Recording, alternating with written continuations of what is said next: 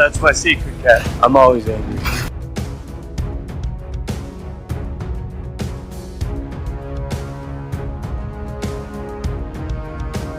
Alright. I ran out of patience.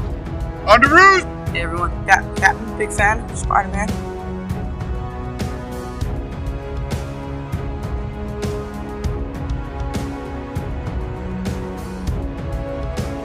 Avengers! Assemble.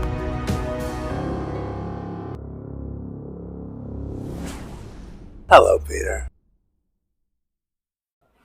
Hello and welcome to the Infinity Saga and Beyond, an MCU fan podcast. My name is Jordan Weekend, and with me today is Casey McGeorge.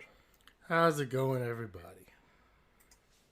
It is going well. I hope everyone is having a great time as we are blessed with not just She-Hulk episode 8, but we also, the day after, we're blessed with Werewolf by Night and just a whole bunch of stuff going on this weekend, really, like sports-wise and the Marvel stuff. It's been a great weekend for me.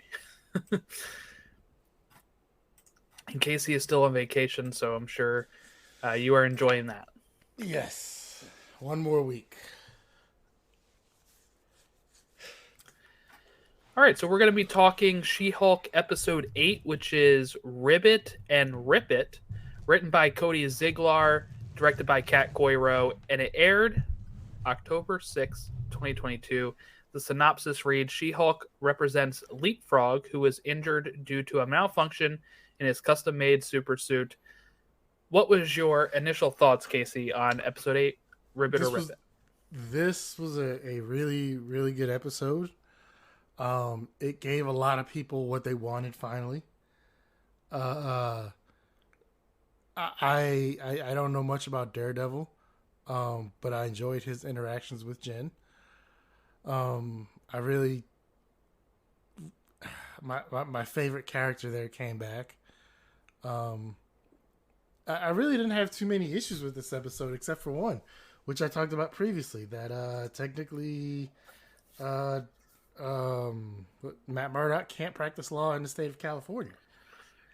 Yeah, I'm assuming he somehow passed the bar for California.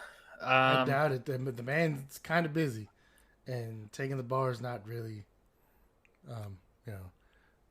not something you can just set like an hour aside for. And like, yeah. But I get it. They did it. We for had the a long purposes gap of this. If he wasn't dusted, right? If he wasn't dusted, he had a long 5 years to study for the bar, where he probably wasn't doing too much Daredevil stuff. So I don't know. And as soon as he walked in the courtroom, I was like, he's not supposed to be there because he can't really do that. But other than that, it was a really good episode. I enjoyed a lot of it. So yeah, I think I agree with you. I really enjoyed this episode as well. It was a very fun time, and I think shows what you can do in, people like to say that some of these episodes feel too short sometimes, for all Marvel shows, not just this one, but I felt like this one really showed what you can do in 35 minutes. It really was compact. It did a lot. These characters were not familiar with each other before this episode, and then by the end of it, they're they had very good chemistry as well. But yeah, we are going to be getting deeper into Ribbit and Rip It. So the episode kind of begins with what was, I think, a very long recap, right? As it recaps all of the stuff that has happened previously in the show. But the episode kind of really starts out with Jen getting a new case representing Eugene Patilio, who also goes by Leapfrog, who wishes to sue Jacobson, which is the supersuit designer, for a faulty supersuit. And I really like this because it was tying together some of those B storylines we had previously into kind of like the main storyline, giving Jacobson something else to do, and kind of bringing up the silliness of it when Jen tells her boss, Casey, that I have a conflict of interest. And they bring up the conflict of interest from episode 2, and they're just kind of like, well, figure it out, because this is like, that was a bigger conflict of interest than this is. So we're not accepting you stepping away from it. What was your thoughts on that? Was that satisfying enough on how they get around the conflict of interest a second time here? For me, yeah, because the boss is like, look, I don't really care about this. Your petty little crap here. Like, this is, it's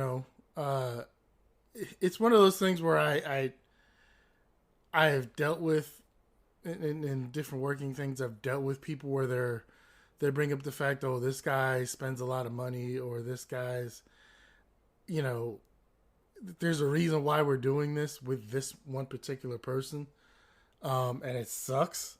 But ultimately, the boss, just like a few weeks ago with the whole Titania thing, the boss is like, when he saw She-Hulk stuff on a billboard, as he said he's driving down Sunset Boulevard, he's like, I don't care.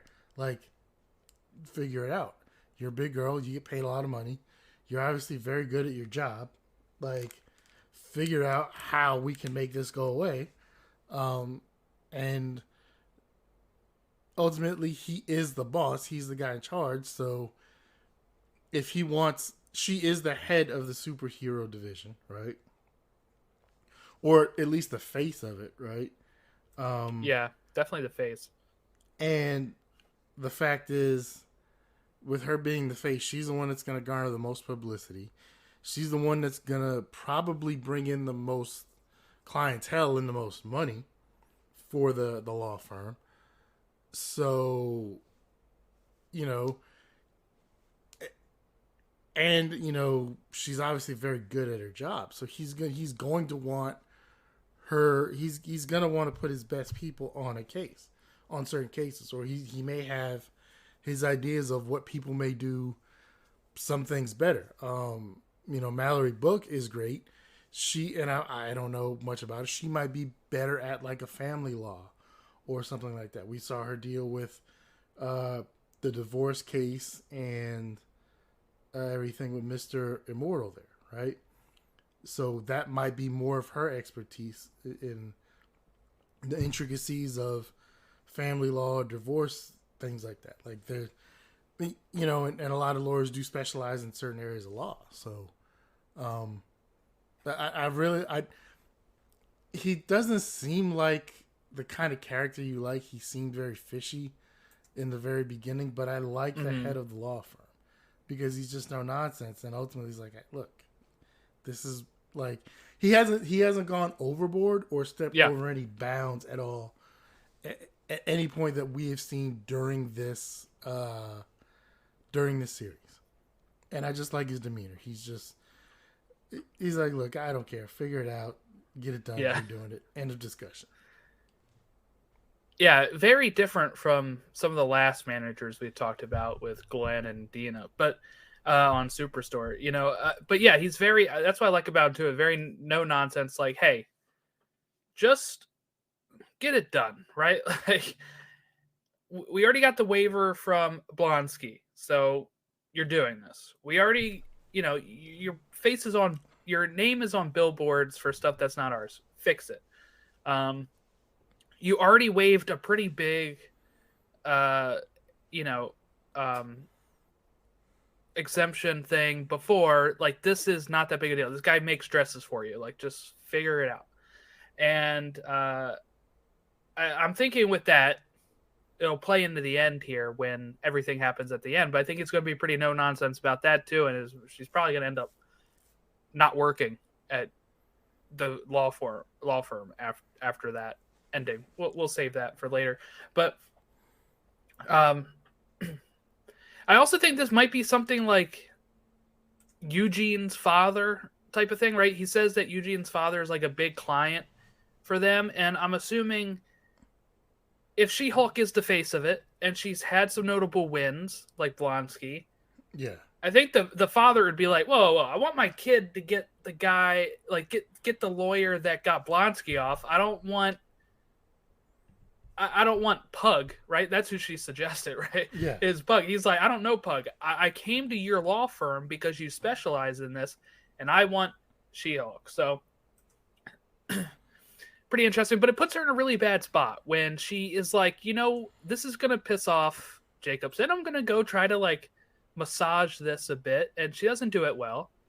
And he immediately freaks out, rips the dress that he's working on for her, and leaves her, pretty much says, what, like, I hate you now or something? It was pretty over the top. Very, very Mateo. I knew Casey was not enjoying that. See, we should have got the ending here. Like, what she did and what happened in the end of the episode should have happened at this point, and I would have been very satisfied. Oh, okay. Yeah, I get what you mean. One thing I want to mention before we move on from here. So Leapfrog is, you guessed it, a Marvel comic character. His father was actually the one known as Leapfrog in the comics. That is Vincent Patilio, while Eugene is usually Frogman in the comics, and Leapfrog is usually a villain, while Frogman is a more heroic character. Not sure if we'll see Eugene turn that way. I mean, he wasn't really doing anything super villainous except for kidnapping. He's not doing anything for a while. He kidnapped Jacobson, right? But was he trying to fight crime at the beginning? Like, was somebody stealing TVs? Is that what it was? Yeah, it looked like some sort of a Best Buy, and he was trying. It looked like he was attempting and trying to be a hero in the beginning. That's what I thought. And it did not work out. It worked out horribly, especially since, as we find out, he decided to put freaking jet fuel in his boots. So that's just kind of boneheaded right there. How did this family get into frogs? Like, I don't know. And his first appearance, Leapfrog, was Daredevil number 25, December 1966. Like I said, he was usually a villainous character. He didn't have boots last time. Like, he didn't have like jet fuel boots, or I guess he wasn't supposed to in this either. But in the comics, he had like spring, like stuff in his boots that would help him jump, like spring based stuff. So not really sure where apparently when I was looking into this, because I'm not familiar with Leapfrog, okay. It said that he like really hated costumed heroes, but I'm like, you're a costume villain. Like, I don't know. It's a little funny. Apparently it's very, like, his dad in the comics, very abusive, Vincent. And that's why, like, Eugene is more of a heroic. And then, like, his dad hates that he's being a hero instead of a villain. All that kind of stuff going on in the Leapfrog, Frogman family. But I love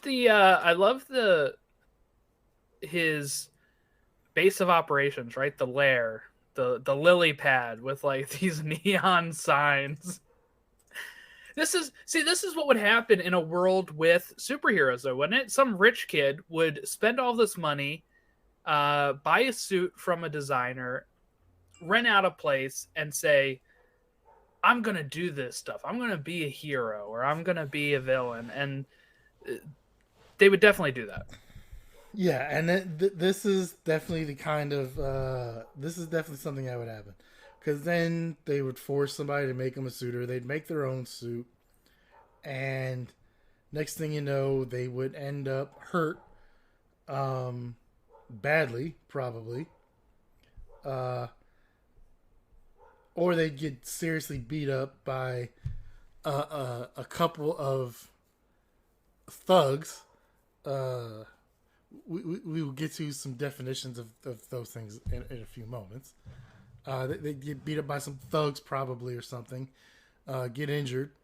It honestly would probably end up all over the news. It's some dude who thought he was a superhuman or tried to be a superhuman, is now in the ICU. And then you probably have to have your local police force or sheriff's office who would come out and would sit there and tell you, hey, guys, if you don't have superpowers, leave that stuff to the people who do, because all you're going to do is end up getting yourself hurt. And then it takes resources away because now police are called, and now that they have to bring ambulances out for stuff like that. And it's quite horrible.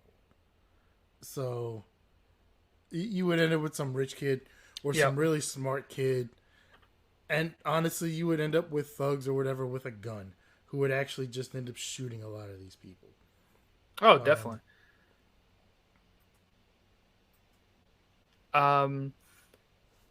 So Jacobson says he's got a. I think it was when the dress thing is going on, right? That she's like presenting like, hey, let's just make a deal off of this. And he says he's got like a lawyer. He's going to bring in Matt Murdock in court. Matt is going to instantly pretty much win this case by sniffing out the jet fuel, which was not in the instruction booklet, which I would love to see some sort of like instruction booklet that comes with these superhero costumes. See what they exactly cover. So maybe a regular one, he probably just gives basic instructions like how to wash it, how to take care for it. That's true, yeah. Right? He probably just gives your basic stuff. But he's got something with some sort of... Okay, so it uses... He puts jet fuel in it, but it makes them jump and fly, and it has some sort of like rocket boosters on there. So yeah, he probably does have like, hey, you need to use whatever fuel with this, kerosene, or you need like regular or high octane 93 or something, right? Right. Or anything like that. So yeah, he probably does have certain things, certain instructions with certain suits that he gives to him that says, this is how you have to care for it. Use this suit, right? Right. So yeah, like, I mean, as much as I hate to say it, like, yeah, if you're gonna do boneheaded stuff like that, I'm kind of with the suit maker there. Because, yeah, you can't just go deciding you're going to put jet fuel in it. One, jet fuel and stuff doesn't even burn the same way. Like, right. So, the whole thing is just, I don't know. Ended up getting them on fire or something, right? Yeah, it's just the whole... Yeah, it burned his legs. Yeah, that's right. Which I'm not sure if that would actually happen or not with jet fuel. But let's not go down that route, because then there's people who start saying how jet fuel can and can't burn. And honestly, I don't know. I just know we used it in our tanks, and it's not quite the same.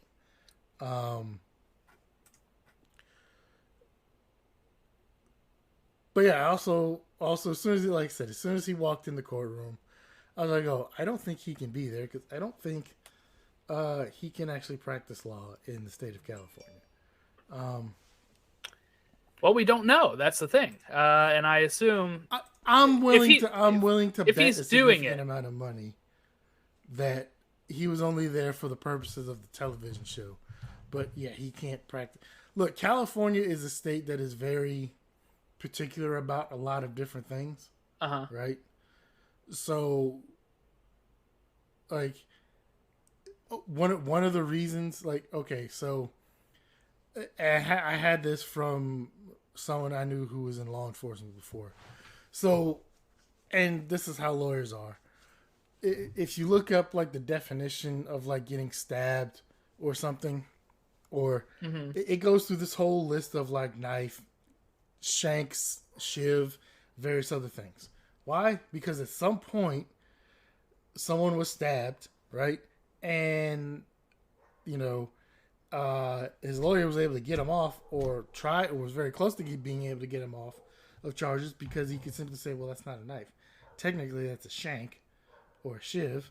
And so, like, their laws, like, they're very particular about a lot of their laws and the way they're worded. So, not only just him not being allowed by the bar in the state of California, knowing the laws in the state of California. Now, this is a civil case, so it's a little different probably.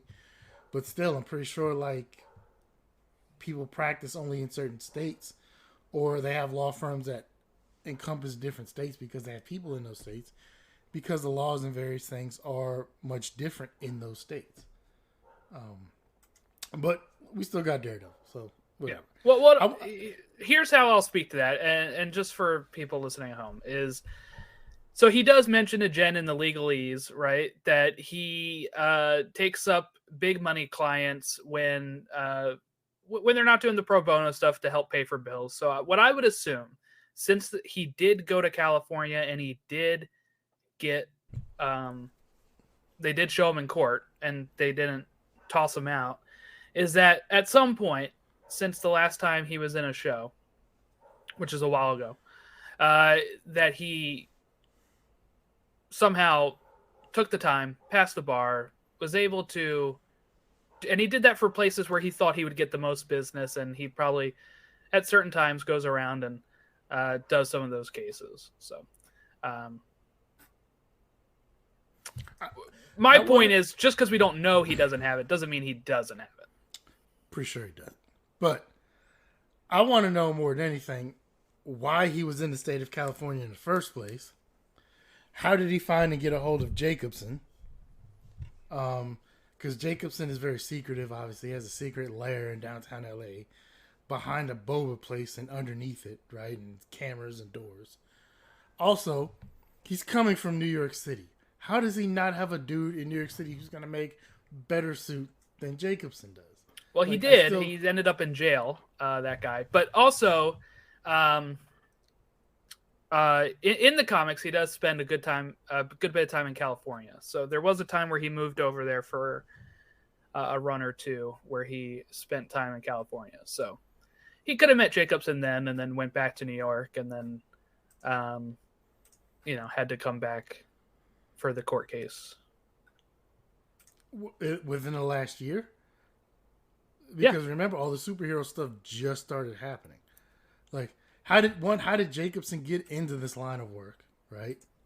Was he forced? Did he decide to do it on his own? How does he attract clientele? Snotty as he is, he's only going to attract, like, top-notch clientele. So, like... I don't think it has to be within the last year. Within the last few, based on when superheroes have started coming out of the woodwork. Yeah, but I mean, like, Iron Man at that point is like almost like let me do the quick math.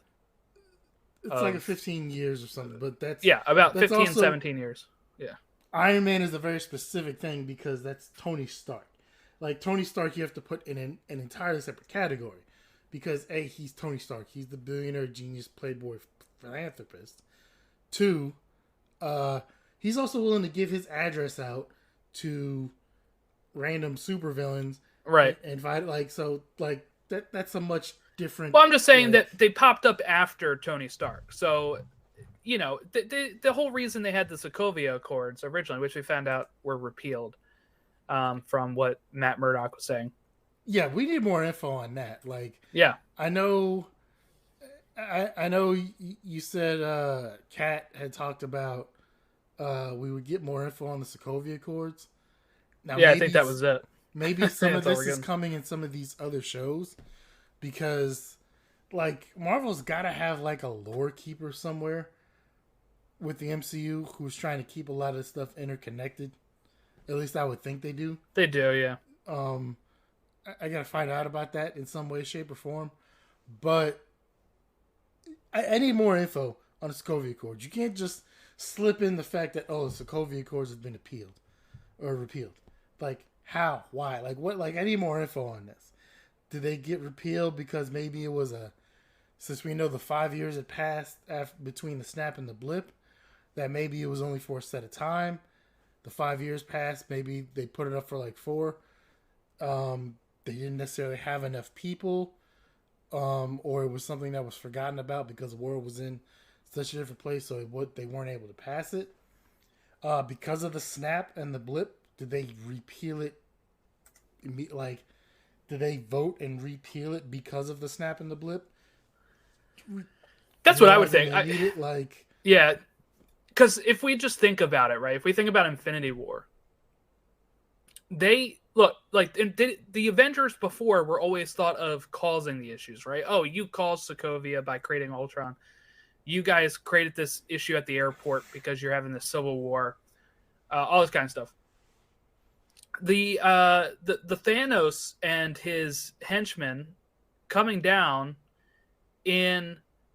Are they henchmen or are they goons? Yeah, I guess we'll talk about that. Thanos coming down with the Ebony Maul and all them in Infinity War really wasn't caused by the Avengers at all. He was just going after the Infinity Stones at that point. So they appear. But if we go by Vision's line of thinking,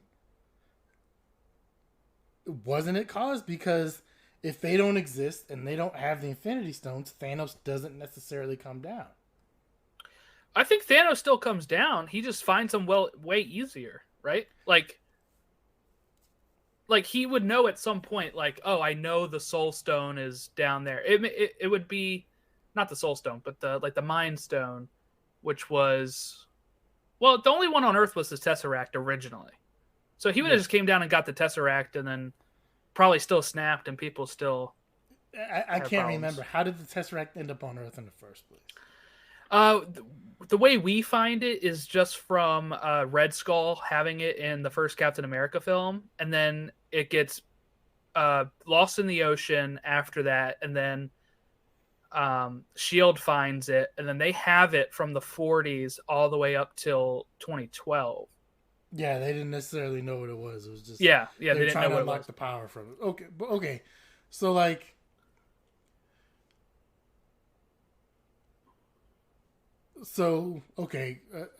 Howard Stark was probably going to do his thing and help it in World War II regardless, right?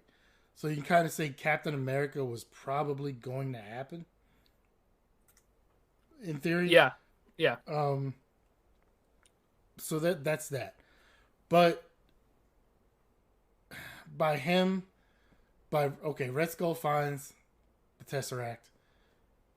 Captain America defeats Red Skull, blah, blah, blah. I mean, there's different ways to look at it, but with Vision's line of thinking, like, does there, and I kind of agree with it. It's a quandary of, does their mere existence cause these other forces and evil entities to come out? So it's one of those things where you can't really say without it, one way or the other. But so my point with that was originally like, okay, let's say you're a lawmaker, right? And then you just see these aliens come down in the middle of a New York summer, and within 24 to 48 hours, half of the population is gone, and you're probably thinking, oh, we shouldn't have had these Sokovia restrictions. We lost some of these people that we were forcing them into hiding, and now they're all separated, and now we're kind of screwed, and half of the population is gone.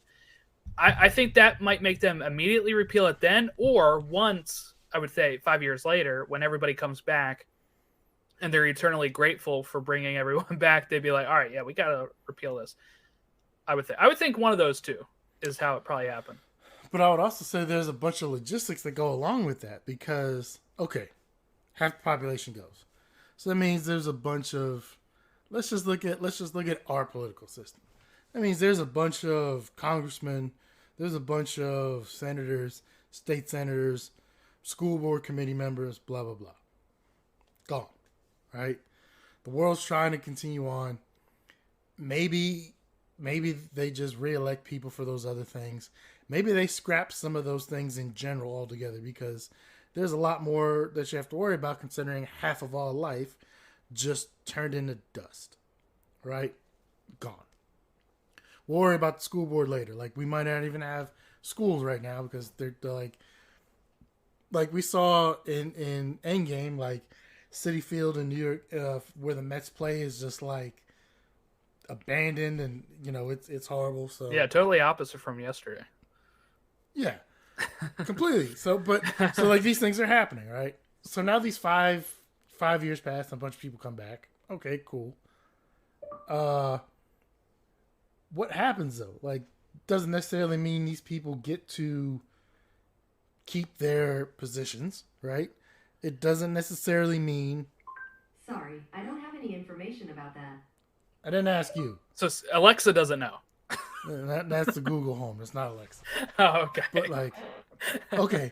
But so these doesn't mean these people get to keep positions. So these people come back, right? Some of them were going to be gone anyway based on time and term limits and various other things. Yeah, that's what I was thinking. Yeah, they'd probably be done their term. Not only that, but the world is going to change drastically. So it doesn't necessarily mean you're going to go back to the way things were. This half of the population is going to have to find a way to reintegrate itself back into that society.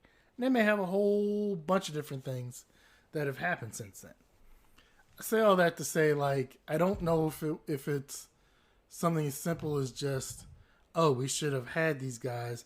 Let's try and welcome them now. Like, I want to know more of what happened in that 5 years. Honestly, like, that's a series I think Marvel, and it's probably too late. Like, they're well past this point. Yeah, they're moving on. Yeah.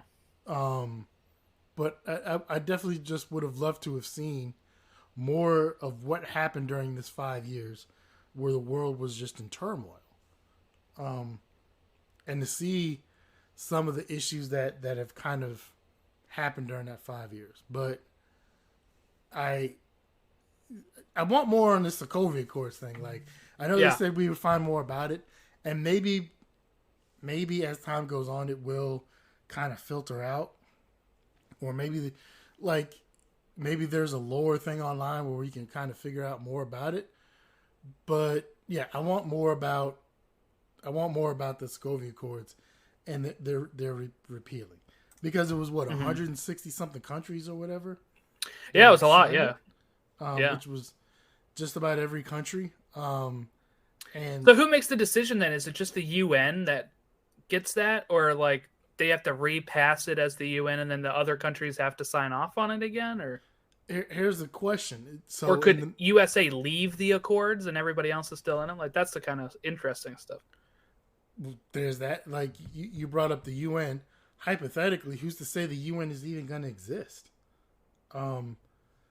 Okay, so they did in Civil War, right? Isn't that when they brought it up? Was in the UN meeting? Well, no. What I mean, like, is after the snap, who's to say that the UN is even going to continue to exist? Once again, half your people are gone, right? Statistically, it's going to be at least a few of your ambassadors to the UN, right? The world's in turmoil. Everything's going crazy. Who's to say, like, hey, we need another ambassador to the UN? Who's to say some of these countries who probably didn't even really want to be involved with the UN at the time, but were doing it for political purposes and because it was, the thing that you kind of had to do? Who's to say that's not their excuse to be like, no, we're not dealing with the UN anymore? Like, there's 5 permanent members of the UN Security Council, right? Mm-hmm. Russia, China, the United States, France, and England, I believe. I'm probably wrong, but it's like Russia, China, the United States, and England are 4 of the 5 members. I think France is the 5th one. Who's to say, like, if Germany, or not Germany, who's to say if Russia's ambassador and or China's ambassador are gone? Who's to say that at that point they might not just pull out and be like, we really didn't want to deal with this before. We got other things we got to worry about now. And I think you're right. China, France, Russia, UK, and US are the 5 permanent members of the UN Security Council. And usually all it takes is one. Once one of something once, like, okay, you go to a party, right? Or you go to a little soiree or shindig at someone's house, and maybe they put food out. A lot of times, people don't want to be the first one to go up to the food. Yeah. Right? Because they don't want to look like a pig. They don't want to look fat. They don't want to look greedy. But once the first one or two go up to the food, then everyone else can start moseying on. It's not a big deal, right? Are you one of the ones that will go up there first? Because I am. I'm a fat ass at this. Like, I know what I am. Like, I'm a wide body. So, yeah. I'm like, the food's out. Like, my mom will be like, Jordan, don't go up there yet. I'm like, the food's out. Yeah, no. I'm going up there. There's a reason. Yeah, like, let's go do this. But that's a prime example, right? A lot of times, like, or like when you were in high school and like you had like a school dance or something. Yeah. Sometimes it take a while for the boys and girls to get together and actually dance, but once they did, then everything started going off. This is probably another example of like once the first few members, even if they're not permanent members of the Security Council, but once a couple of major members of maybe like Germany and maybe like India or, you know, some of these other places, not like Uzbekistan, if they're even there, right? Smaller ones, not so much, but the bigger ones. And then if you get like a permanent member, if Russia and or China decide we don't really want to do this anymore, the world's on fire right now, half the world's gone, then yeah, like it wouldn't take much for a bunch of other countries to be like, I'm out. And then now the UN crumbles. Not saying that's what happened, but it's a realistic possibility of what could happen in those situations. But yeah, the inner workings of the politics of the MCU. We would love a show about it, Marvel. Make one. So we can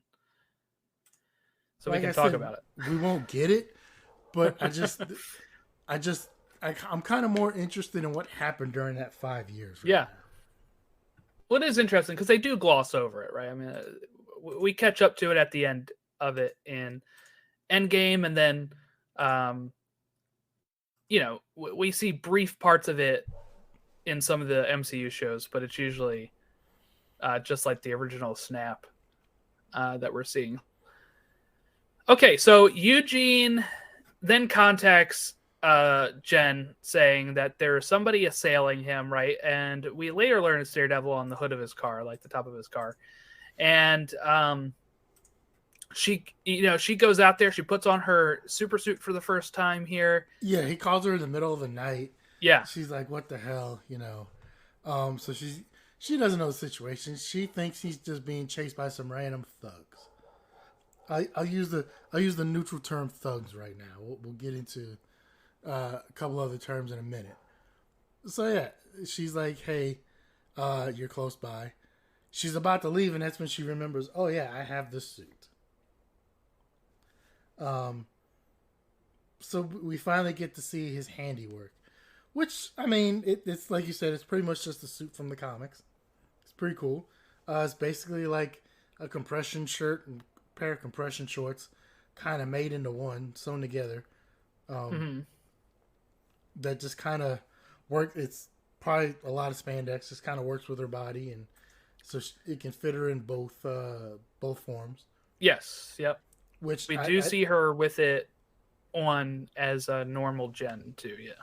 I think though she would probably have to have a bunch of those because I don't wear a ton of spandex, but I can't imagine if you're going from 5'4" to 6'7" that you can only go up to 6'7" so many times before that suit's gonna stay at 6'7". Unless if it has some sort of magical fabric properties, I don't know. That's another thing about this dude. Where is he getting the materials for this stuff from? You can't tell me he's not breaking some sort of laws getting some of this stuff, because so if he's making anything that's bulletproof, that's not like the average person can't really get it, especially in the state of California. Like, I can't just go buy a bulletproof vest. Like, oh, really? In a lot of states, if you're a felon, you can't have a bulletproof vest in a lot of states. Okay. So there's with stuff like that, there's different things that go along to it. unless he's got a lot of shady backworld dealings with companies that make this stuff, right? Mm-hmm. Depending on the company, a lot of how they make this stuff is going to be proprietary information. It's going to be like trade secrets. So each company might make their own different version of a bulletproof vest a little bit differently here, there, whatever, or whatever kind of stuff they weave together, Kevlar and various things. The average person can't get a hold of that stuff. So something tells me this dude is a war criminal. So he needs to be locked up. Yeah, he wouldn't have want this. He wouldn't want this to go to trial, right? Like he would not have wanted to go to court for this, right? He would have probably made the deal. No, if it was because he had some stuff that was illegal, which I'm pretty sure he does based on whatever he's making for people. Yeah, like, dude is shady. I knew there was a reason why I didn't like him, and now I'm thinking about it. This dude is dealing with some underworld, some illegal stuff, some illegal arms trading, and we need to take him down. But anyway, I'm just saying in general, like, yeah. I can imagine a spandex suit would only be able to go up to 6'7" so many times before it would either stay at 6'7" or it would end up at like a 6'2" or 6'3" version of the suit. Right. So then she is going to battle the assailant. It is Daredevil. She has no idea who he is. And he's rocking one of his original comic looks with the yellow and red. Is this the suit that this clown made for him? Mm-hmm. Yep. Yeah. The helmet matches. Yeah.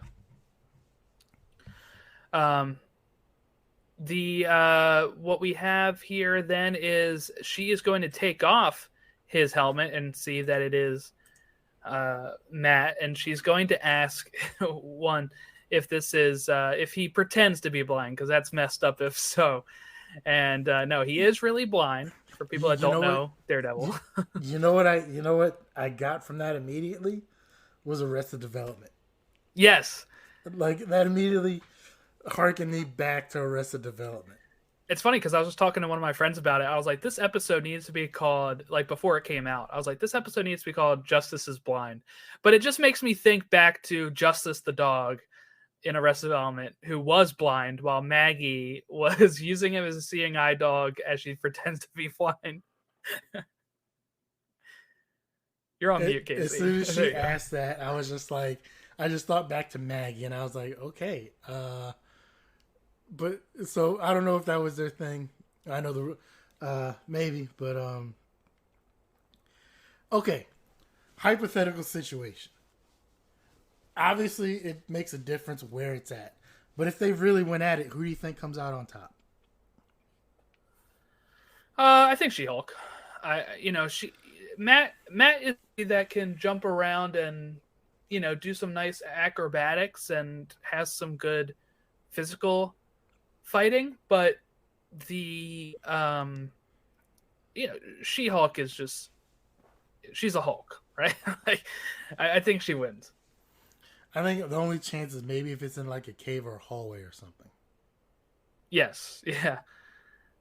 But I like that, like, she did the clap, right? Yeah. We haven't seen that since the first episode. Yes.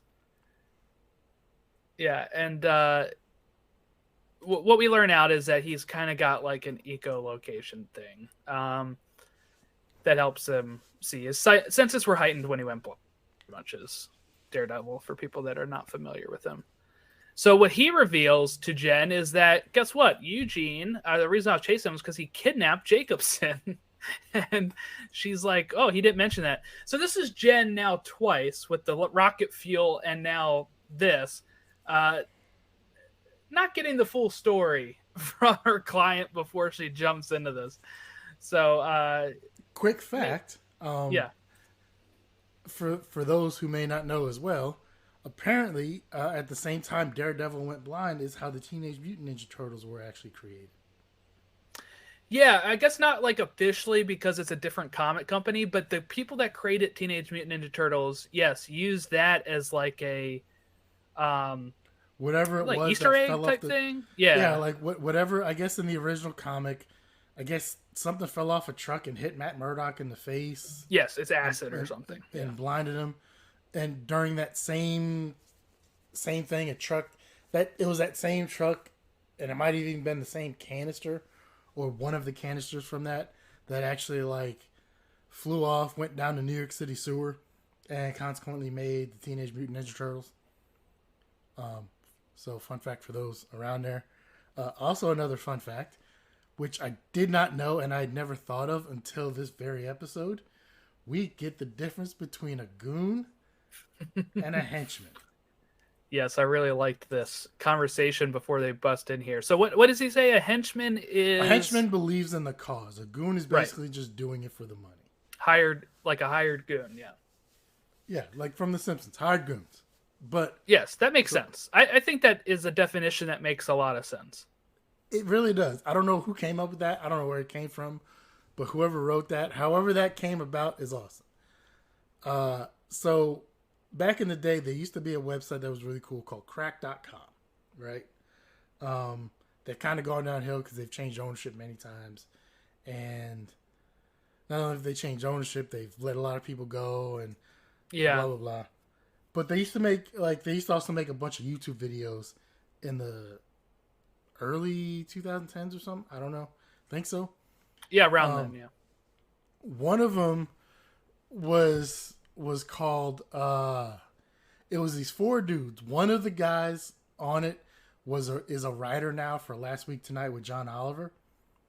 There was 4 of them that they would go to this diner in LA and they would film there. And it was, I've seen those. Yeah.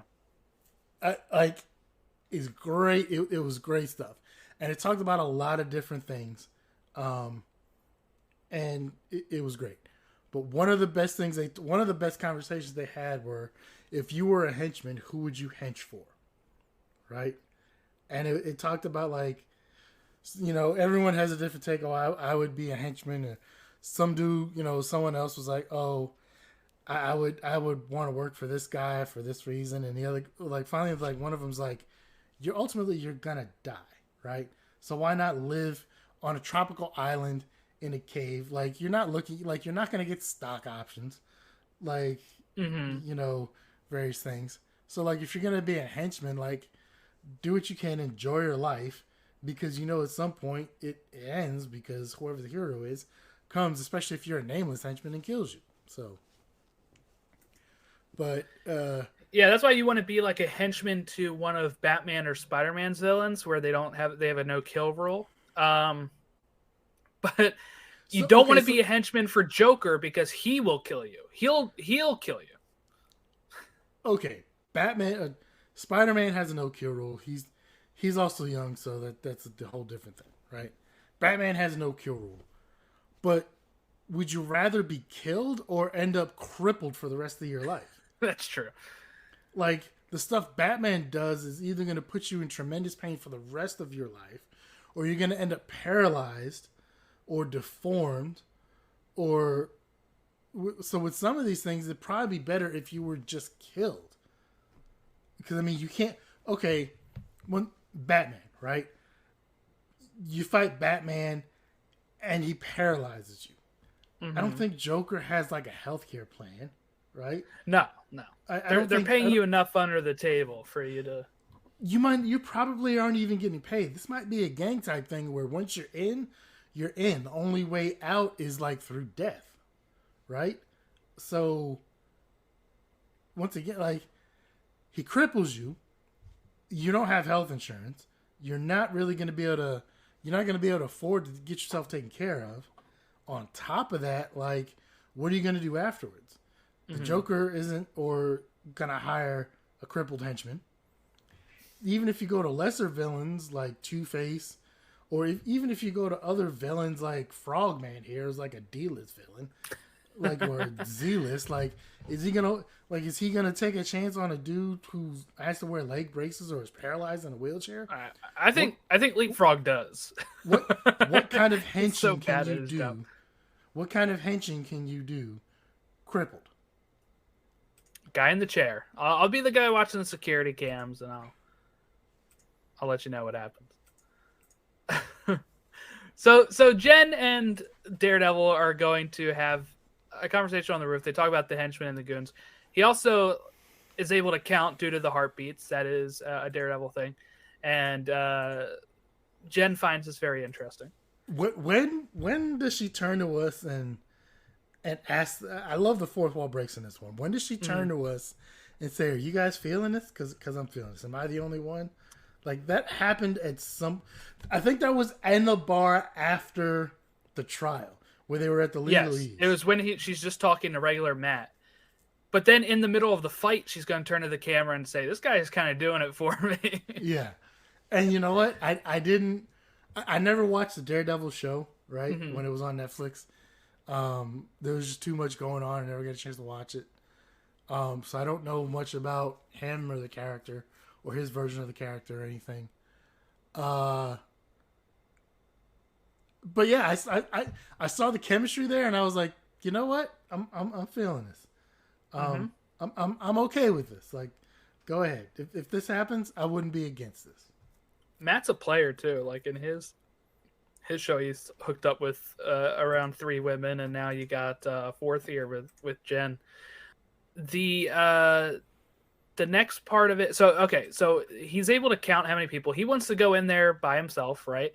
And kind of clear out some of these. He wants to go quiet and stealthy. She wants to go Hulk smash. And we get kind of a homage to the original Daredevil show because we get a hallway fight scene. This is something that was a staple in Daredevil on Netflix. And he does a really good job here taking them down. But then more come, and She-Hulk just Hulk smashes. So in the original show, were a lot of the fight scenes, because I saw that brought up quite a few times. They did a good job with the hallway fights, and I'm like, do they tend to do it in hallways a lot in the show? What was the reasoning behind that?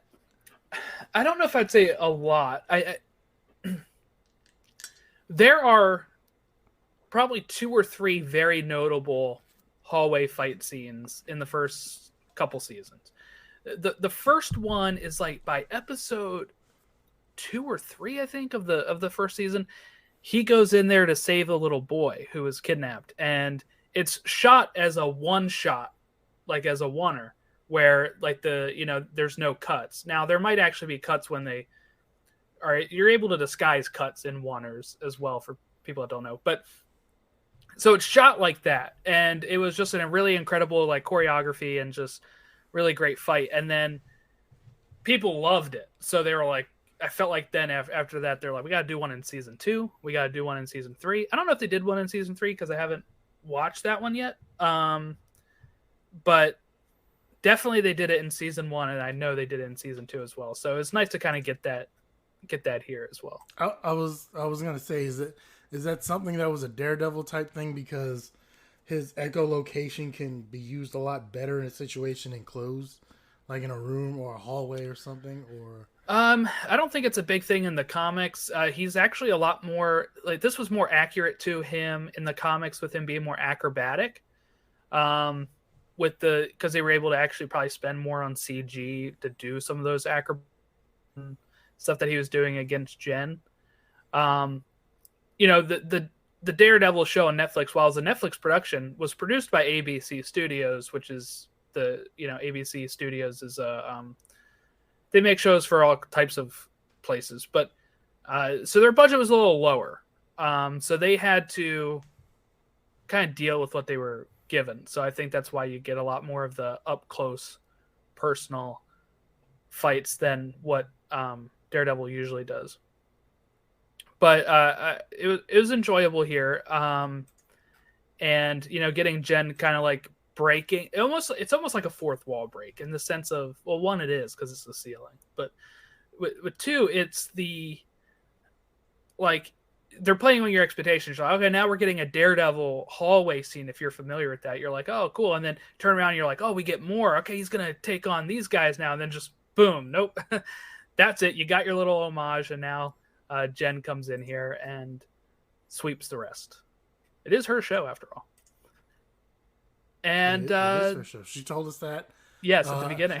I like it. I like in the previously on my show. I like that from the very Yes. Me too. Me too. That was fun. So they're gonna clear this warehouse. She makes a deal with with Jacobson that he's gonna continue making the dress then. And her and Matt are gonna have this nice rooftop conversation, and she's gonna take him home. And what we're gonna learn is that the night had come to a satisfying conclusion, as she puts it. So I love how they're trying to keep this somewhat kid friendly, I guess. Yes, yeah. While leaving enough for adults in there. A, way to go, Jen. B, good job, Matt. C, so the first time I only watched it once. So when I watched it and saw Matt or Daredevil doing the Walk of Shame in his Daredevil, in a Daredevil costume, really, like he couldn't have got some clothes from somewhere. Like, I don't know. That's just weird. I think he left them wherever he was. Maybe. I don't know. I don't know how that works being a superhero. Yeah. Right. I love when she's trying to take it off of him too, and it's like taking a while. It's like, just undress yourself is what I would do. I didn't realize until after on Twitter that he actually walked past Nikki. Is that who it was? On Twitter and then the courtroom sketches in the end. Mm-hmm. The person he walked past, remember, she was walking up the street. She was holding Jen's dress. And that's how Nikki was like with the devil guy. Like, that's how. Yeah, Nikki passed him. Yeah. Yeah, like I didn't realize he did the walk of shame past Nikki. No, me neither. I love the walk of shame thing too, because that was cool, especially him holding his boots or whatever in his hand, just kind of walking down the LA city streets. So the first time they show him, he's walking past an older woman with her dog. So it must just be in the sketches. In the sketch. I was like, that didn't look like her. But that explains why Nikki was like, oh, with the guy with the devil. Yeah, well, you can tell me about it later. Is it? I like how she's like, is that a good thing or a bad thing? Like, she doesn't know if it was like, if she should be happy for Jen here or not. This was a good fourth wall break as well, because so as I'm watching this, like, I get caught up in the episode, and especially with episodes that are shorter like this, that are only like in the 30-minute range. Yeah, it's kind of hard to tell where you're at in the episode. Mm-hmm. So I have to usually grab my remote. I got a smart TV. I got a Vizio, so I got to hit the up button to see how much time is left, or the info button, see how much time is left in the episode, right? So, like, I know, like, hey, do I got like 5 minutes left? Is this it? And at that point, there was still a considerable amount of time left. I think it was like 10 or 12 minutes or something, where even she was like, doesn't this seem like a satisfying conclusion to the episode? Like, we're doing more? And it was one of those, it was like, okay. Yeah, I wondered where they were going with it. Yeah. I didn't know either, and that's why I was like, yeah, like, there's still a lot of time left. Like, what do we got going on here? Like, that's a great thing from the aspect of it. The time flew by in the episode. Like, they did such a great job. Like, regardless of how much time had elapsed, you didn't necessarily recognize it. You were just watching it, and then next thing you know, you're like, wait a minute, this is almost over. Like, hey, there's more going on here. What do we got to do? And then it even Jen was able to recognize it. Oh, this is where the twist is coming in, right? Like, and even Jen tells us, and that's where you get that sense of dread. Like, oh man, this is, there's only one episode left at this point if you're following the show. So you're like, okay, there's got to be something that happens here in the next 10 minutes that sets up our finale. And I think she even brings that up, like, yeah, like she even brings up the fact that, like, there's only one episode left, or it's almost at the finale. Yeah, she mentions, I think, finale or something. So now, like I said, you get that sense of dread, and you're like, okay, what do we do? Like, what's going to happen here? And we forget about the gala. This is where I figured the gala was actually going to be like just next episode, with how they were talking about like he's going to have time to make the dress. Like this is the next day. So obviously, theoretically, it couldn't happen this way, right? So this is sped up from. Yeah, this is literally he already, unless he already had another dress made, or unless the dress that he was making wasn't hers. Yeah, that's true. But yeah, like this is literally that night. Daredevil kidnaps him right after the trial. This is all within like a 48-hour period. So like they have the trial.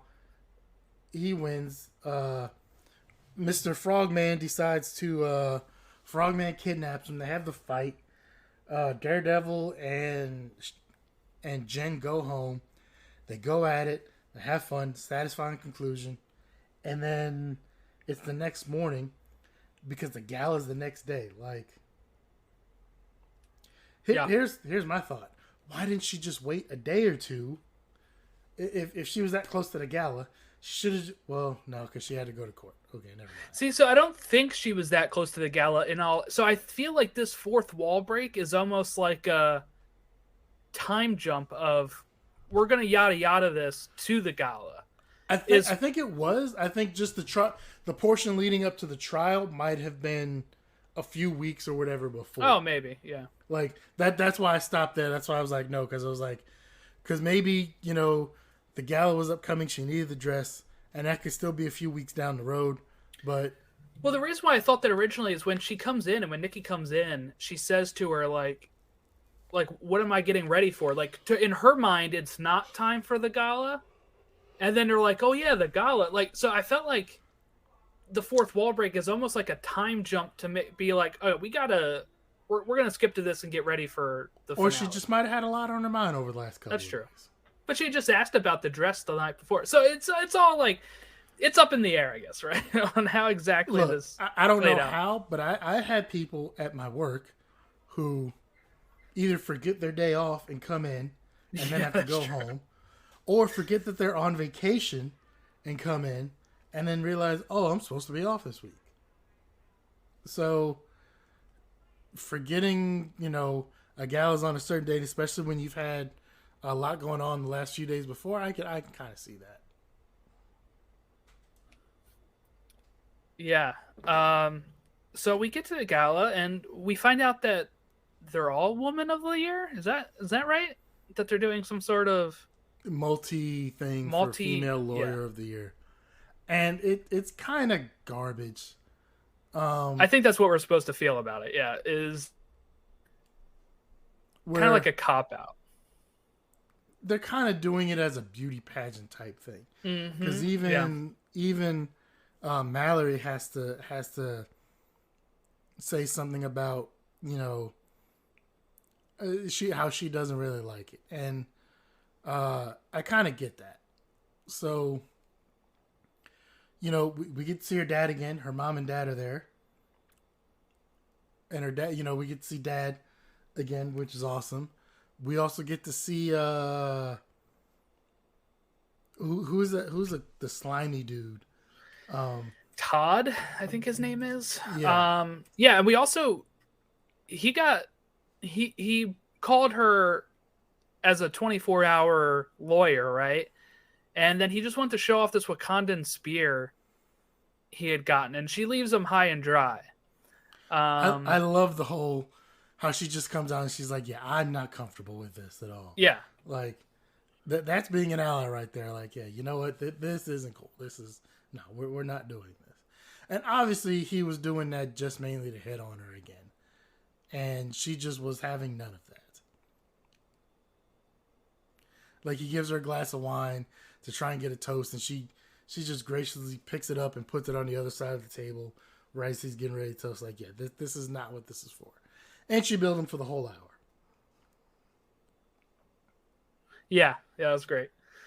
But yeah, so we see Todd here again, and so they all get caught up to the thing, and then the Hulk King comes on the screen, like the little emoji or name of Hulk King comes on the screen and starts playing Is this from the night that she got with Josh? Is that what we're seeing? Okay.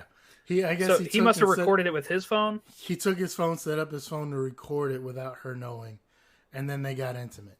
And something we didn't talk about last week the week before was, I mean, I know this is on Disney Plus, and I'm not sure what kind of exactly movies are all throughout Disney Plus, but the showing of some skin is not something I expected to see on a Disney Marvel type channel there.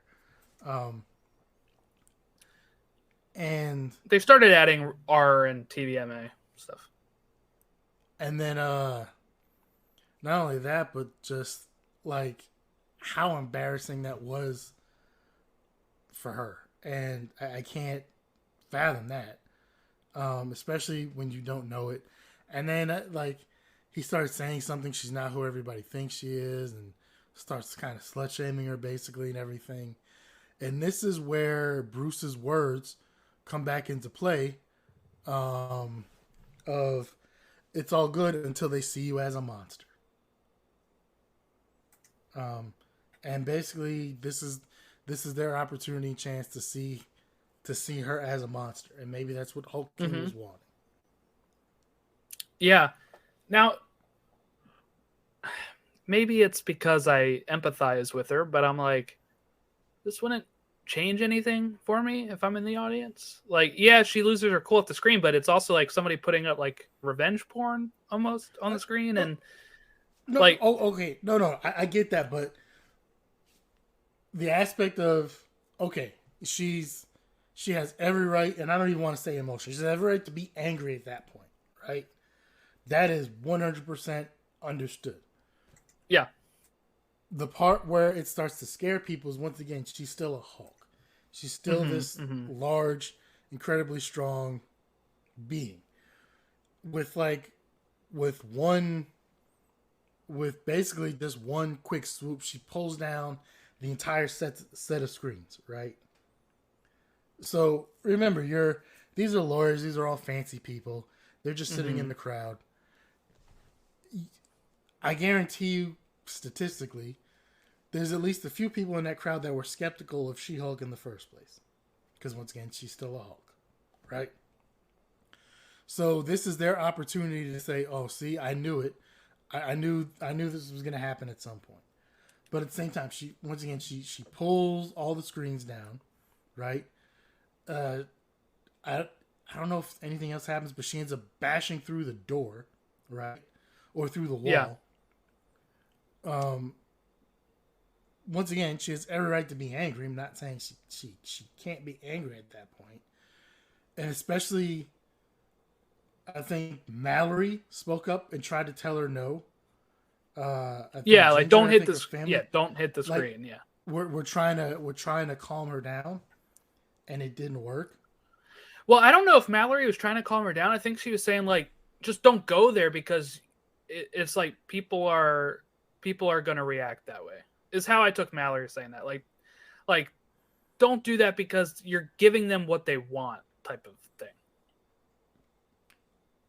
Understandable, and that might be more accurate to that, but so yeah, like I this is she's been in control of herself, and she's shown that she can control herself all throughout the series for all 7 and 7/8 of an episode, right? Up until this point. At some point, she grabs one of the guys who has this mask on or whatever.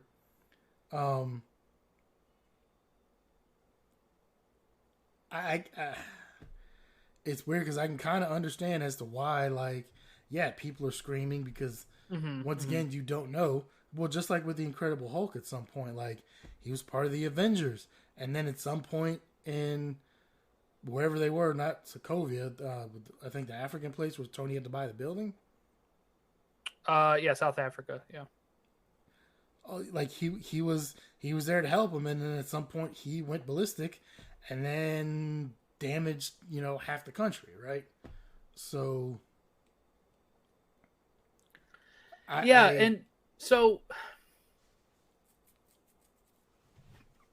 what was I going to ask on this? I was going to ask something from, I guess, her reaction. I've lost it. But anyway, so she breaks all this stuff. She's going out. She sees everybody kind of react to this. Where do you think it goes from here? I think she's fired, probably. And, I know what I was going to say. I think this relates actually pretty well to the what you said made me think of this, about how she's always been in control and then isn't here. It reminds me of the Abomination case when she's on Blonsky, right? And she's getting him parole, and he turns into Abomination, and she tells him not to, but he does, and he shows, I'm in control. And it's almost like a reverse of that, where she is not in control at this point. And I think that might make people question on if she can be of law as She-Hulk. I think it could. And this is, did I bring this up? Where at some point I was like, if things don't go her way in court or whatever, like, can you really count on her? We've seen her in a couple situations, but nothing. I guess the highest profile thing she had was Blonsky, but that was also in an enclosed situation, and she didn't have any information that like came to light that she wasn't really prepared for. She did with Frog Guy here, but that was, once again, that wasn't a big thing.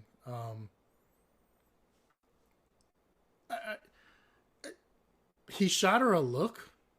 Her boss shot her a look there, which I don't know what that look says. I don't know if that look was like scared, disappointing, if that look was saying like you're fired. Like, I'm not sure. It could be any number of things. More than anything, it has me excited for the final episode. Yeah, I think this is all stuff I thought would happen in the final episode. So kind of getting it ahead of time to kind of set up for the finale, I think is very interesting. Those dudes were there quick, though, from whatever organization, I guess, that was holding Blonsky, or not S.H.I.E.L.D., or whatever came after S.H.I.E.L.D. there. Oh, yeah. I'm not sure. Maybe they had security or something. I don't know. Or Hulk King tipped people off that this, I don't know. Like, I guess we still have to figure out who Hulk King is. But also, so I get he was probably trying to piss Jen off with this. But also, if you just showed me like Jen getting some action on the screen, I wouldn't be like, oh, what a bad lawyer. Like, that doesn't she's change not who she says anything. She's a human being. She's a woman. I mean, right. She has thoughts and wants and needs, and to violate someone's bedroom like that is not cool. I mean, yeah, it was just strange that like that's what they're like. We got her. But I assume they did it because they wanted her to react like this, not because they thought it would actually change people's minds. Yeah, I think that was it more than anything. Was he was wanting her to have a reaction that he got what he wanted out of that reaction. Mm-hmm. Probably more than he wanted out of that reaction. Yeah. All right. So everyone that's been waiting for Daredevil, you got him. Let's go on to the Easter eggs. I wanted to recap an Easter egg I missed last week. I saw it last week and I had it. I didn't have it in my notes, but I was like, I really want to bring this up because I noticed it on my watch and then totally forgot. But the tow truck that comes is Slott Towing, which is named after Dan Slott, who's a Marvel Comics writer. He wrote a lot of She-Hulk comics. He also wrote a lot of Spider-Man comics. So I just wanted to bring that up. I thought that was cool. Easter eggs from this week. The Netflix Daredevil theme played when he says, I am Daredevil, when she asks who he is. I mentioned the hallway fight already. We get Eugene saying he wants fancy AI with a British voice that talks to him. That's a reference to Jarvis and Friday. Yeah. Yes. And we got the Wakandan War Spear, which we talked about. There was a Rogers the Musical billboard, I think behind Matt and Jen at some point that I saw. And when she does her fourth wall break at the end, she mentions that one of the possibilities could be a new Hulk that's maybe red. That's a reference to Red Hulk. And Nikki with the makeup brushes comes out holding on like Wolverine claws. So that was some really fun Easter eggs in this episode. The Red Hulk thing's been going kind of crazy lately because I don't know if you had brought it up here or on one of the other episodes of Rift podcast, but there's rumors of them recasting Thunderbolt Ross. Yeah, did we talk about that last week? I don't know if it was here. I don't know Briefly? if it was I don't know if it was on one of your other ones. I don't know. I may have mentioned Harrison Ford is linked. Yeah, supposedly. It may have been when you did the Deadpool thing. Oh, it may have been, yeah. But yeah, there's rumors that they either already have or they're trying to get Harrison Ford to be Thunderbolt Ross. Which, I don't know, he's up there. I don't know if he necessarily needs to be doing any action scenes at his age. He's doing Indiana Jones right now. He also hurt himself like at least once, if not twice, during these on the last Force two Indiana Awakens Jones movies. Yeah, well, he hurt himself during the Force Awakens too. That's almost 10 years old at this point. That's scary as hell. That's what I'm saying. Like, Harrison Ford's up there, man. Like, yeah, well, I would assume he wouldn't do the mocap. He would be doing the regular Thunderbolt Ross stuff, and then they would mocap somebody else and just shove his face on it. But I think just let Thunderbolt Ross go. He's dead. Name the team Thunderbolts after him in honor of him. And if you have a Red Hulk, make it like his kid or something. I don't know. Like, there's things we can do. I don't think we need Harrison Ford to recast. Are they going to bring Liv Tyler back then? I don't know if she wants to, but at this point, it's getting to a point where she's the only one not back from that movie with the leader coming back. And even Martin Starr's character in the Hulk film, in Incredible Hulk, he was in it. And he also plays one of Peter's teachers in The Homecoming and, Far From Home, No Way Home. And they've kind of retconned it to where he's the same character and he was just in college when he was in The Incredible Hulk. So I think that's funny that, like, if you include that, we've even gotten Martin Starr's, like, side character from The Incredible Hulk, but we haven't got Liv Tyler back at this point. I don't think she's ever going to come back. They could recast, I guess.